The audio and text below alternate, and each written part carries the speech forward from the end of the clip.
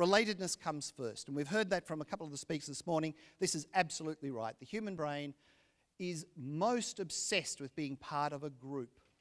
You need to build a community.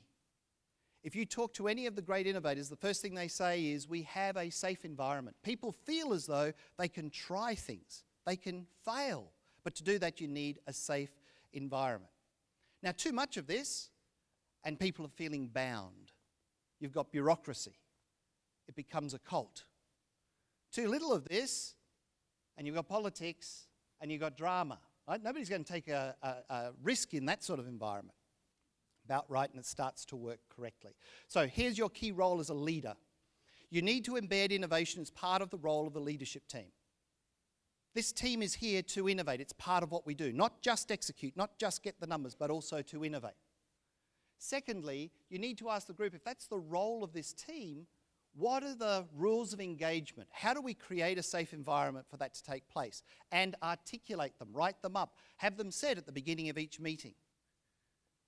So this is about turning the values into behaviours. These are the acceptable behaviours. These are the unacceptable behaviours.